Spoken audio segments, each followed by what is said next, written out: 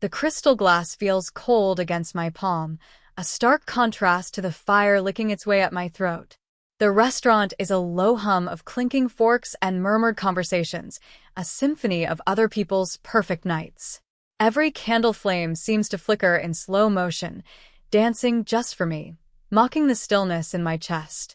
I've been sitting here for 10 minutes, a solitary statue at a table set for two. My 30th birthday. A milestone. It feels more like a tombstone. The hostess had smiled at me with such pity. "Just waiting for one more?" she'd asked, her voice dripping with a sweetness that felt like acid. I just nodded. I am always waiting for him. Then, the heavy oak door swings open, letting in a gust of chilly October air and them. My husband, Mark, is laughing, his head tilted back in that way he does when he's genuinely amused. The sound, once the sweetest music to my ears, now grinds against my nerve endings like shattered glass. And on his arm, draped in a crimson dress that drinks in the low light, is her. Chloe. His hand is resting on the small of her back, a gesture so familiar, so possessive, so mine. They don't see me yet.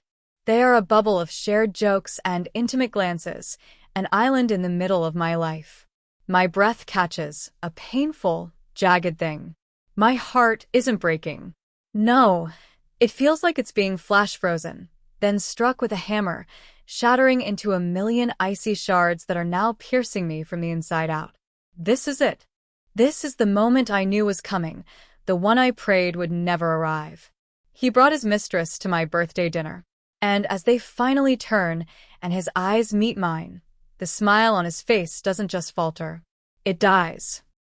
If you've ever felt that gut punch of betrayal, the kind that steals the air from your lungs and leaves you hollow, tell me about it in the comments. I read every single one. And if you're new to this space and find a piece of your own story here, subscribing helps me share more of them. It helps more than you know. Just 6 months ago, this was all unthinkable.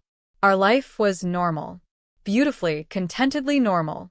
We lived in a charming little house with a porch swing and a garden I was unreasonably proud of. Mornings smelled of coffee and Mark's cologne, a woodsy scent that always lingered on his sweaters. We had a rhythm, a comfortable dance we'd perfected over 8 years of marriage. He'd leave a cup of coffee on my nightstand before he left for work. I'd make sure his favorite pasta was waiting for him when he worked late. We talked about everything and nothing. About the future, about having kids one day, about the ridiculous plot twists in the shows we binged together on the couch, my legs draped over his. Our love felt like a well-worn armchair, not the heart-pounding thrill of a roller coaster anymore, but something deeper, something safe, something I thought was unbreakable. The first crack was almost invisible, a hairline fracture I chose to ignore. It started with his phone. It used to live on the kitchen counter, face up, buzzing with notifications from his fantasy football league or his mother. Then one day, it started living in his pocket. Then it was always face down. When I asked him about it, he just laughed it off. "Too many work emails, babe." The buzzing drives me crazy. It was a plausible explanation, so I accepted it. I wanted to accept it, because the alternative was a door I wasn't ready to open. Then came the late nights. Mark was up for a big promotion at his investment firm, vice president. The prize he'd been chasing for years. The stress was immense, he said. The hours were brutal. "It'll all be worth it when I get it," he'd promise, kissing my forehead before heading back to the study or, more and more often, back to the office after we'd already had dinner. I played the part of the supportive wife. I'd bring him coffee, rub his shoulders, tell him how proud I was of his work ethic. I'd go to bed alone, the space beside me cold and empty, and tell myself it was temporary. A sacrifice for our future. Our shared future. But the silence in the house started to feel different. It wasn't peaceful anymore. It was heavy. Loaded. I'd try to talk to him, to bridge the growing chasm between us. "How was your day?" I'd ask. "Fine," he'd grunt, eyes glued to his laptop. Busy, the details, the funny anecdotes about his colleagues, the complaints about his boss, they all dried up. He was building a wall brick by brick, and I was on the outside, scratching at the mortar, trying to find a way in. The scent of her perfume was the first real piece of evidence. It was a Saturday afternoon. He'd come home from a team-building brunch at the office. He hugged me at the door, and there it was. A floral, vanilla scent. It wasn't cheap. It was expensive, sophisticated, and it wasn't mine. I wear something light, citrusy. I've worn the same perfume since college. He knows this. I pulled away, my mind racing. Someone at your brunch wears a strong perfume, I said, trying to keep my voice light, casual. A test. He stiffened, just for a second, but it was enough. Oh. Yeah, I guess. Didn't notice, he didn't notice. Mark, the man who could tell what I was cooking from the driveway, the man who once spent 20 minutes in a department store with me finding the exact candle that smelled like our honeymoon in Italy, didn't notice a perfume so strong it was clinging to his jacket like a second skin. That night, I couldn't sleep. I lay beside him, listening to the steady rhythm of his breathing, and felt like I was lying next to a stranger. A stranger who smelled of lies and vanilla. The birthday planning was my attempt to get us back. To reclaim our connection. 30 is a big deal. I wanted a celebration, not a huge party, but something intimate. Something just for us. I booked a table at Aria, our spot. The place he proposed. The place we went every year on our anniversary. I imagined the night perfectly. The soft candlelight, the bottle of champagne, the way he'd look at me across the table, the way he used to look at me. I told him about the reservation, my voice buzzing with an excitement I hadn't felt in months. He smiled, but it didn't reach his eyes. That sounds great, honey. Really great, but his gaze was distant, already somewhere else. A week before the dinner, he dropped the bomb. We were in the kitchen. I was making his favorite pasta. He was leaning against the counter, scrolling through his phone. He cleared his throat. Hey, babe, about your birthday dinner. I felt a knot of dread tighten in my stomach. What about it? I'm so sorry, but I might have to bring someone along. I stopped stirring the sauce. The rhythmic scrape of the wooden spoon against the pot was the only sound for a moment. Bring someone? To my birthday dinner? At Aria? I know. It sounds awful, he said, finally looking up, his face a mask of practiced regret. It's just... Chloe, she's a senior analyst from the London office. She's in town for one night, and she's the key stakeholder on the Kensington project. My boss basically said I have to entertain her. It's huge for the promotion. If I can get her on my side, the VP job is practically mine. Chloe. The name hung in the air between us. It sounded pretty. Soft. I hated it instantly. You want to bring a work colleague to our romantic birthday dinner? My voice was flat, devoid of emotion. I was trying to hold it together. We can celebrate us the next night, he pleaded, walking over, trying to wrap his arms around me. I stepped back. I'll make it up to you, I swear. It's just terrible timing. Please, Sarah. It's for us. For our future, for us. He kept saying that. But the word felt hollow, a lie he was telling himself as much as me. I looked at his face, the earnest expression, the pleading eyes. Was I being paranoid? Was I letting my insecurities get the best of me? This promotion meant everything to him, to us. Maybe I needed to be the supportive wife just a little bit longer. Fine. I heard myself say, the word tasting like ash in my mouth. Fine, Mark. She can come. He let out a huge sigh of relief, his face breaking into a genuine smile. Thank you. You're the best. I promise, you won't even know she's there. Oh, I think I will, I thought. I think I will. The days leading up to the dinner were a special kind of hell. A quiet, domestic torture chamber of my own making. I walked through our home, a home that had once been my sanctuary, and saw everything through a new, suspicious lens. Every object seemed to hold a potential secret. The credit card statements I used to shred without a glance, I now scrutinized, line by line, searching for a charge I couldn't explain. A dinner for two at a restaurant we'd never been to. A charge from a high-end lingerie store. I'd ask him about them, my heart pounding. "Oh, that was a client dinner," he'd say smoothly. "And the other thing? I bought a gift for my sister's birthday." His answers were always plausible, always ready. He was good. He was very, very good. Sleep became a luxury I could no longer afford. At night, I would lie awake, my mind a frantic carousel of doubts and fears. I'd wait until his breathing deepened into a steady rhythm of sleep, and then I would slip out of bed. The first time I picked up his phone, my hands were shaking so badly I almost dropped it. His passcode was our anniversary. The irony was so bitter it made me want to laugh. I scrolled through his messages. Nothing. He was deleting everything. His call logs were wiped clean every day. A digital ghost. It was terrifyingly thorough. This wasn't a casual fling. This was a calculated, carefully managed affair. The thought made me sick. My online search for Chloe from his company's London office began. I didn't have a last name, which made it difficult. But Mark had mentioned the Kensington project. I dug through his company's public website, looking for press releases, team announcements. And there she was. Chloe Sterling. Her professional headshot smiled back at me from the screen. She was beautiful. Of course she was. Blonde, with sharp, intelligent eyes and a smile that looked both warm and predatory. Her bio was impressive. Top of her class at Oxford, a rising star in the international finance world. She was everything I wasn't. I was a high school art teacher. I found joy in finger paints and lopsided clay pots. We lived in different worlds. And Mark, it seemed, wanted to live in hers. Her public social media profiles were locked down tight. Professional, sterile. But people get sloppy. They get tagged. I started searching her name in photos, in comments, in location tags. It took hours, sifting through a digital haystack. And then I found it. A group photo from a company event 6 months ago. Someone had tagged her.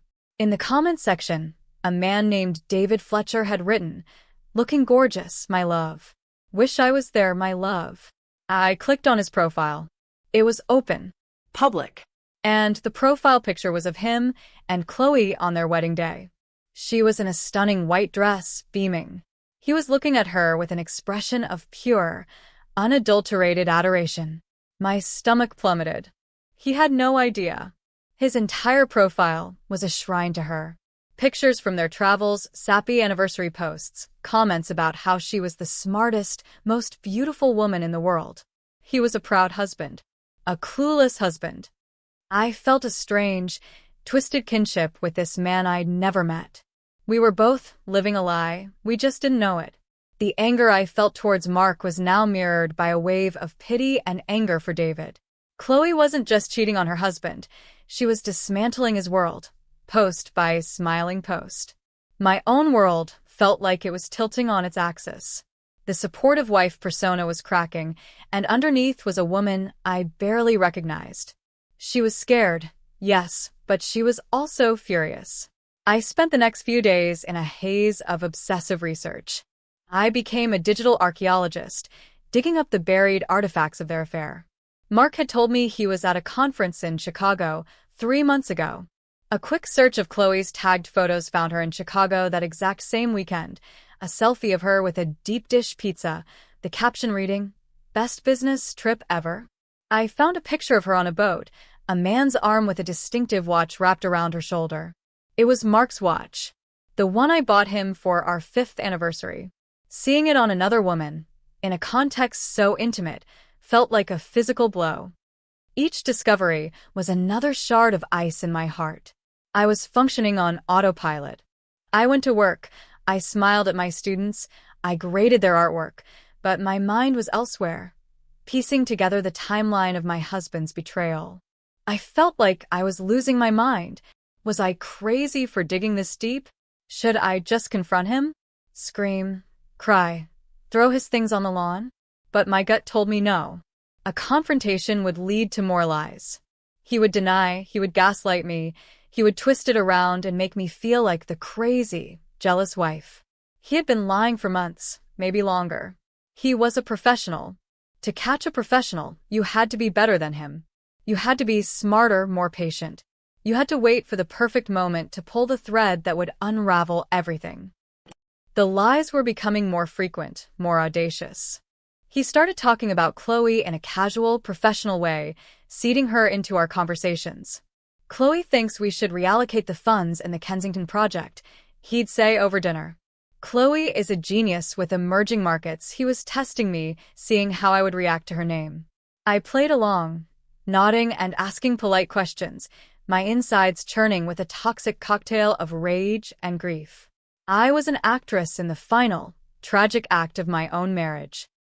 The deepening crisis came on a Tuesday night, just 4 days before my birthday. Mark was supposedly working late, closing the final details on the project before Chloe's visit. I was numbly scrolling through my email when a notification popped up. It was from our shared travel account, an alert from an airline. I rarely used it. Mark booked all our trips. My finger trembled as I clicked on it. It was a flight confirmation. 2 round-trip, first-class tickets to Santorini, Greece. For the weekend immediately following my birthday. My heart stopped. Santorini was our place. It was the first trip we ever took together. We'd promised each other we would go back for our 10th anniversary. I scanned the passenger names. Mark Collins and Chloe Sterling. I think I stopped breathing. The air in the room felt thick, unbreathable. It wasn't just an affair. It wasn't just lies about work. He was actively replacing me.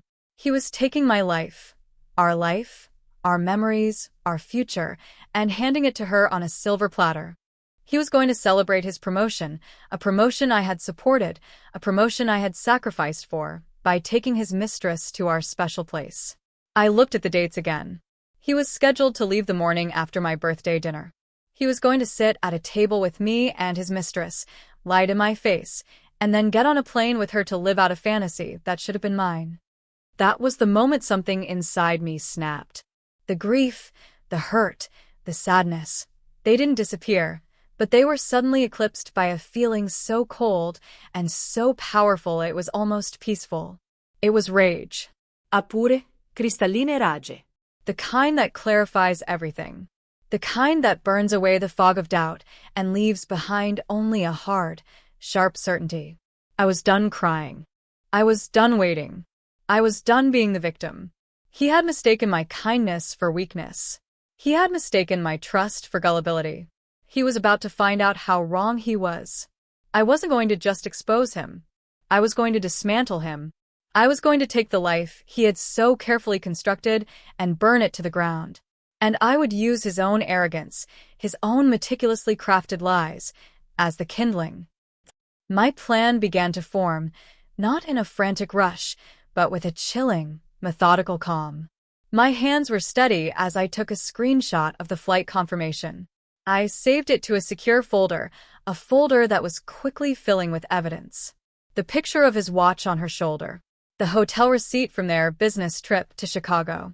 The financial statements showing unexplained expenses. I was building a case not just for a divorce lawyer, but for something more. For justice. The centerpiece of my plan, however, was David. Chloe's unsuspecting husband. He was the missing piece, the wild card who could turn this entire situation from a private tragedy into a public spectacle. He deserved to know. We both deserved more than to be quietly discarded. I thought about how to contact him. An anonymous email felt cowardly. A phone call felt too aggressive. I went back to his social media profile, the cheerful testament to a life that was a complete lie. He had a link to his small business, a custom woodworking shop. An email address was listed for inquiries. It was perfect. I drafted the message a dozen times, my fingers hovering over the keyboard. I needed to be careful, precise. I couldn't sound like a crazy ex. I needed to sound credible. I decided on a simple, direct approach. The subject line was just a single word. Mark, the body of the email was short. You don't know me, but your wife, Chloe, is having an affair with my husband, Mark Collins. They work together. He's taking her to Santorini next weekend. I have proof. If you want to see it, let me know. I attached one piece of evidence. The photo of their cars parked side by side late at night in the deserted parking lot of a hotel on the outskirts of town. A photo I had taken myself 2 weeks ago after following a gut feeling. I hit send before I could lose my nerve. The waiting was agonizing. Every ping from my phone made my heart leap into my throat. Hours passed. Nothing. Had he seen it? Did he think it was a prank? Had he deleted it? Maybe he already knew. Maybe they had an open marriage. My mind spun with possibilities. Then, just after midnight, a reply landed in my inbox. It was from him. 3 words. Send me everything. My fingers flew across the keyboard. I sent him the flight confirmations, the hotel receipts, the photos. I laid out the timeline of their lies, cross-referencing Mark's work commitments with Chloe's travel schedule. I gave him a story so detailed and so irrefutable that it couldn't be denied. I hit send and felt a profound sense of release. The secret was no longer just mine to carry. Another hour passed. Then my phone buzzed. A new email from David. Can you talk? He included his phone number. I stared at it for a long time, my own reflection looking back at me from the dark screen. A woman with haunted eyes. I took a deep breath and dialed. He answered on the first ring. His voice was raw, choked with an emotion I knew all too well. It's all true, isn't it? He asked, no preamble, no introduction. Yes, I said, my own voice quiet but firm. I'm afraid it is. We talked for over 2 hours. We were 2 strangers, connected by the worst kind of intimacy. We traded stories, not of our partner's love, but of their deceptions. He told me about the late nights Chloe had been working, the girls' weekends she'd been taking. He told me he'd been feeling a distance between them for months, but had blamed it on her stressful job. He'd been trying harder, buying her flowers, planning date nights. She always canceled at the last minute. He was heartbroken, utterly and completely shattered. Hearing his pain mirrored my own, and it was both terrible and validating. I wasn't crazy. I wasn't imagining things. This was real. What are you going to do? He asked, his voice thick with despair. And that's when I told him my idea. My crazy, audacious, terrifying idea. My birthday is on Saturday. I began. Mark is bringing Chloe to my birthday dinner at Aria. He's telling me she's a colleague he has to entertain. He thinks I'm an idiot. I paused, letting the audacity of it sink in. I want you to come with me. There was a long silence on the other end of the line. I could hear his ragged breathing. You want me to go to dinner with you? And them? Not just with me, I said, my voice dropping, becoming colder, harder. I want you to be my date. He was quiet for so long I thought he might have hung up. I don't know, he finally whispered. I don't know if I can do that. See them together. I think I'd be sick. Or I'd hit him, I understand. I said, and I did. But David, think about it. They are counting on us being victims. They are expecting tears, maybe some yelling. They are prepared for that. What they are not prepared for is us. Together. Calm. In control. They want to humiliate us in private. I want to give them the public humiliation they so richly deserve. I could feel the shift in him over the phone line. The grief was still there, but a spark of something else was igniting. The same cold fire that was burning in me.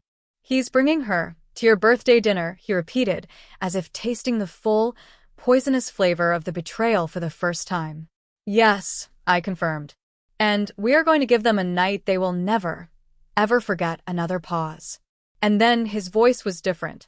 The despair was gone, replaced by a steely resolve that matched my own. Okay, he said. Okay, Sarah. I'll do it. Tell me what time. We were no longer victims. We were allies. And we were about to go to war. The next few days were a blur of clandestine planning. David and I communicated through a new, encrypted email address. We were co-conspirators, generals planning a meticulously timed ambush. It was strange, getting to know a man through the shared trauma of our spouse's affair. I learned that he was kind, that he had a dry sense of humor that emerged even in his pain, and that his capacity for love was immense, which made Chloe's betrayal all the more cruel. He was a good man, and they had made the mistake of underestimating both of us. But my plan had evolved beyond just the dinner.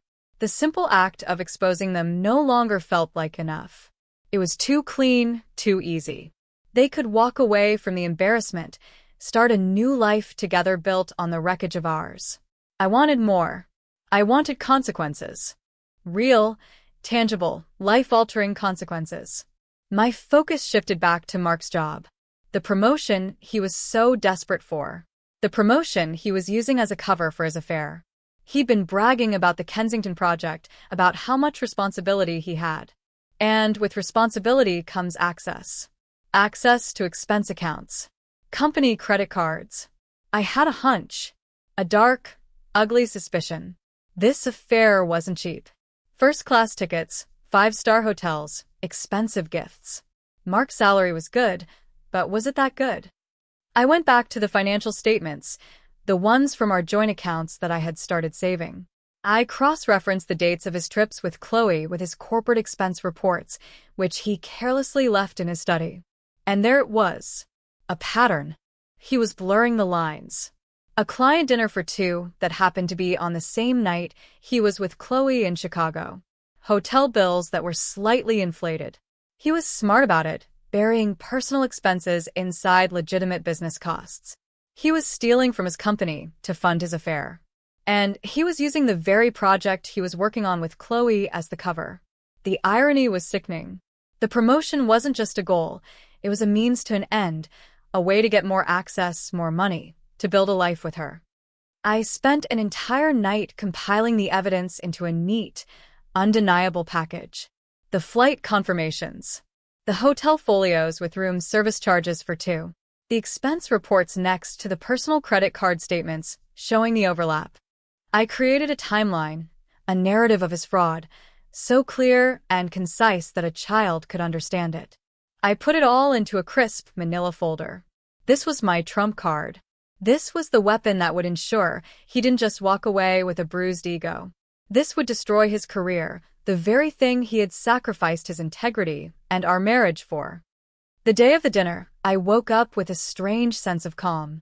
The anxiety that had been my constant companion for weeks was gone, replaced by a quiet, humming resolve.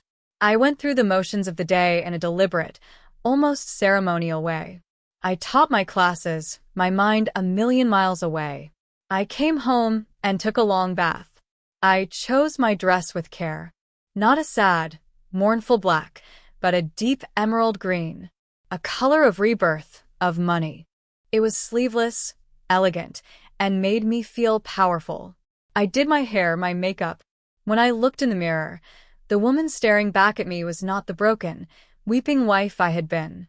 Her eyes were clear, her expression was set. She was a soldier heading into her final battle.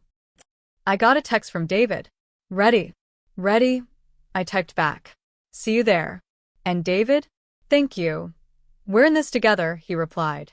I slipped my phone into my clutch, along with a single key, my copy of Mark's office key, and the manila folder. Then I drove to the restaurant. To my execution. Or, as I was now seeing it, my liberation. Which brings me back here. To this table. To this cold glass, and the flickering candlelight.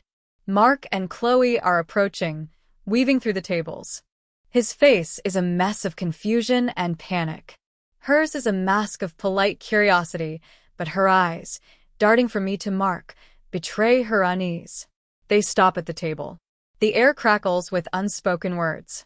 Sarah, Mark begins, his voice strained. Honey, I am so sorry about this. This is my colleague, Chloe Sterling. Chloe, this is my wife. Sarah, he says the word wife, and it sounds foreign, like a word he's just learned. Chloe extends a hand, her smile perfectly polished. It's so lovely to finally meet you, Sarah. Mark has told me so much about you, the sheer audacity of it steals my breath for a second. I don't take her hand. I just look at it, then back up at her face. I give her a smile of my own, slow and serene, a smile that doesn't touch my eyes. It's a smile that says, I know everything. The confidence drains from her expression, replaced by a flicker of fear. He has he? I say, my voice as smooth as silk. Well, he hasn't told me a thing about you, but I'm a quick study. I gesture to the empty chair beside me. Please sit. Don't let me interrupt your work, they sit, the movement stiff, awkward. Mark is trying to salvage the situation, launching into a frantic, nonsensical explanation about quarterly reports and international synergy. He's sweating. I let him babble, enjoying the quiet hum of his panic. I take a slow sip of my water, my eyes never leaving his. He finally trails off, the silence stretching uncomfortably. It's really no problem at all, Mark, I say, my voice deceptively sweet. I understand completely. Work is so important. In fact, I was a little worried I'd be dining alone tonight myself. My date is just running a few minutes late. He was having trouble finding parking. Mark's eyes widen. Your date? The idea that I would have a life, a plan, a date, outside of him has clearly never crossed his mind. Chloe looks intrigued, a smug little smirk playing on her lips. She probably thinks I've brought some sad, recently divorced friend along for moral support. She thinks she's won. Right on cue, the heavy oak door of the restaurant swings open again. A man walks in. He's tall, well-dressed, with kind eyes that are currently hard as stone. He scans the room, his eyes finding our table. He starts walking towards us. Chloe is looking down at the menu, but Mark is watching the man approach, a puzzled look on his face. The man stops at our table. Chloe looks up, annoyed at the interruption, and her face, it's a masterpiece of horror. All the color drains from it. Her mouth falls open. The perfectly polished mask shatters, revealing the ugly panic beneath. Mark looks from the man's face to Chloe's, and back again. The cogs in his brain are turning, trying to process the impossible. I stand up, my serene smile finally breaking into something real, something triumphant. Mark, Chloe, I say, my voice ringing with clarity in the suddenly silent space around our table. I'm so glad you could make it. I'd like you to meet my date for the evening. I put my hand on the man's arm. This is David. I turn my gaze to Chloe, my smile turning sharp as a knife's edge. Chloe, darling, I believe you two have met. He's your husband. The silence that follows is absolute. It's a vacuum that sucks all the air and noise from the restaurant. The clinking forks, the murmurs, it all just stops. It feels like every person in the room is holding their breath, watching the drama unfold at our table. Chloe looks like she's been turned to stone. Her skin is pale, almost translucent under the candlelight. Her eyes are wide with a terror that is beautiful to behold. Mark is staring at David, then at me, then back at David, his face a grotesque collage of disbelief and dawning comprehension. He looks like a man who has just walked off a cliff and has only now realized the ground is gone. David doesn't say a word. He just pulls out the chair next to me, the one Mark should be sitting in, and sits down. He places his napkin in his lap with a deliberate, unhurried motion. His calmness is more terrifying than any shouting match could ever be. He looks directly at his wife, and only his wife. The rest of us might as well not exist. "Hello, Chloe," he says, his voice low and even, but laced with enough frozen fury to chill the entire room. "Fancy meeting you here. Funny, I thought you had a late-night conference call with the Singapore office." Chloe flinches as if he'd slapped her. She opens her mouth, but no sound comes out. She looks to Mark for help, for a rescue, but Mark is completely useless. He's gaping like a fish, his carefully constructed world imploding in real time. He tries to recover, to take control. "Okay, what is this?" he says, his voice attempting authority but coming out as a reedy squeak. "Sarah, what did you do?" I raise an eyebrow. "What did I do?" "I did what you should have done, Mark. I was honest. I invited a spouse to a dinner party. It's the polite thing to do, don't you think?" "This is insane," he sputters, looking around, suddenly aware of the other diners who are now openly staring. "This is a private matter. Was it a private matter when you booked a hotel room with his wife in Chicago?" I ask, my voice still quiet, conversational. Mark recoils. "Was it a private matter when you bought her jewelry with money from our joint savings account?" David adds, his eyes still locked on Chloe. Her head whips around to look at him, her expression turning from fear to outrage. You went through my things, she hisses. I didn't have to, David says coldly. You left the receipts in your coat pocket. The one you told me you bought at a thrift store. It's a beautiful, brutal symphony of destruction. Every lie they told, every secret they kept, is being laid bare on the white tablecloth between us. Mark tries to stand up, to pull Chloe with him. We're leaving. I don't think so, I say. I reach into my clutch and pull out the manila folder. I slide it across the table towards him. It lands with a soft, definitive thud. You see, Mark, while we're on the subject of honesty, I thought we could also discuss our finances. And more specifically, your expense reports for the Kensington project. The last vestiges of color drain from Mark's face. He looks at the folder as if it's a venomous snake. Now, the fear in his eyes is different. It's not the fear of being caught in an affair. It's the fear of ruin. I don't know what you're talking about, he says, but his voice trembles. Oh, I think you do, I say, leaning forward.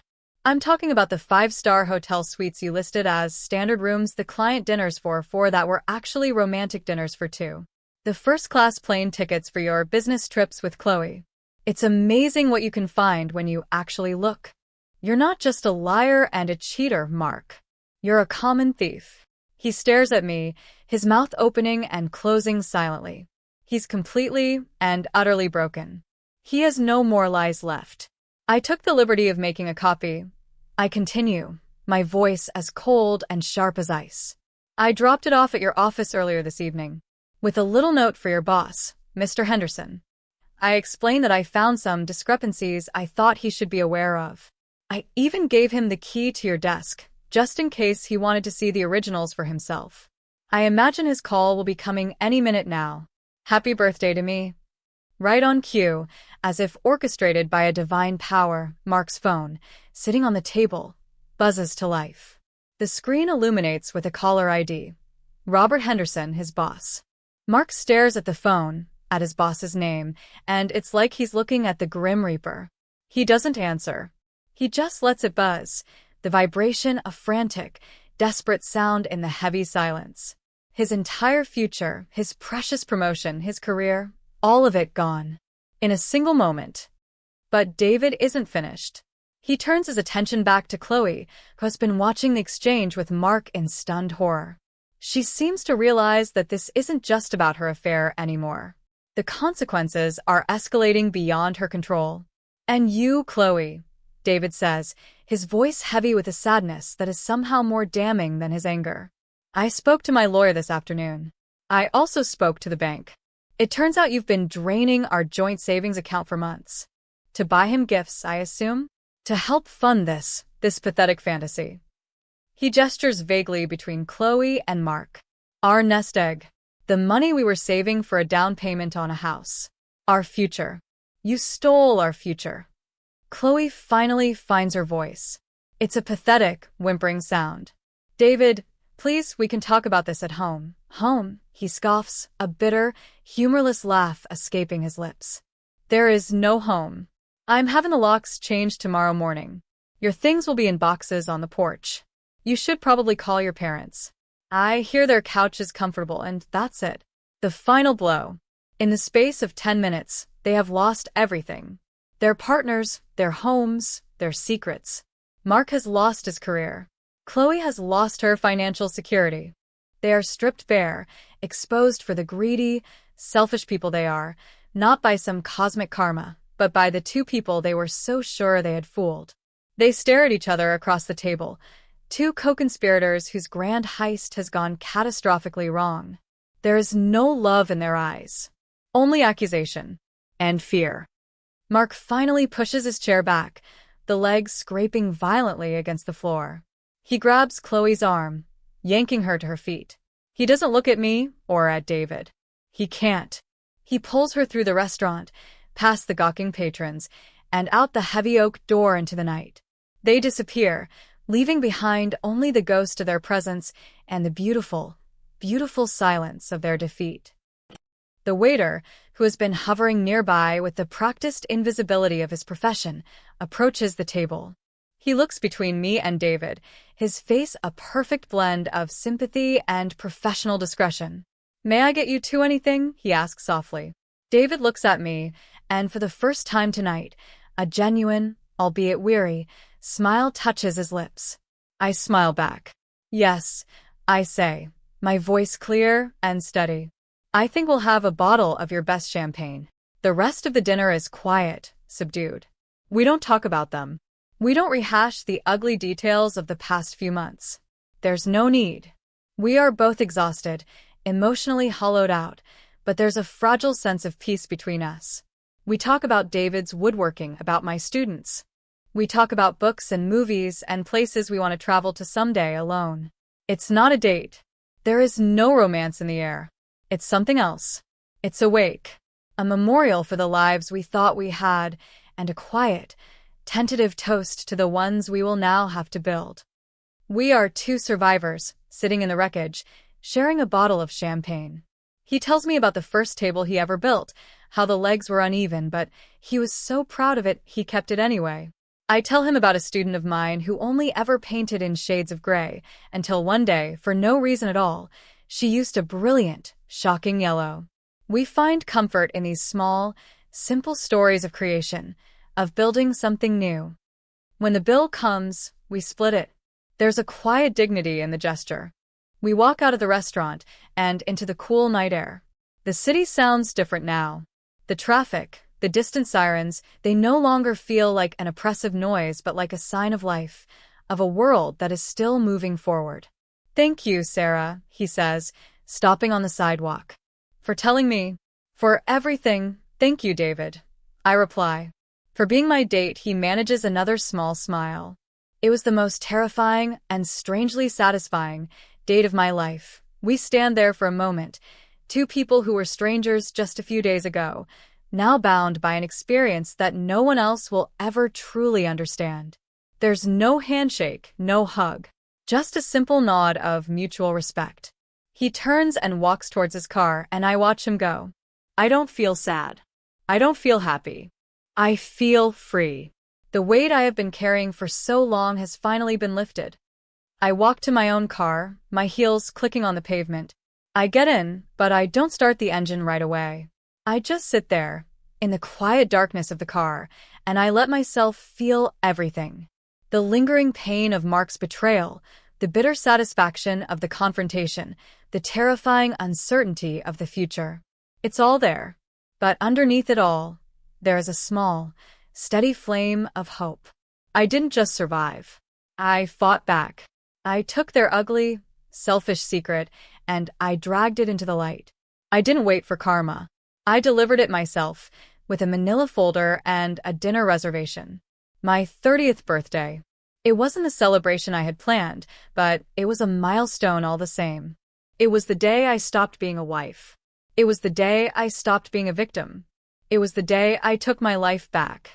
I start the car, pull out into the street, and drive towards a future that is entirely, terrifyingly, wonderfully my own.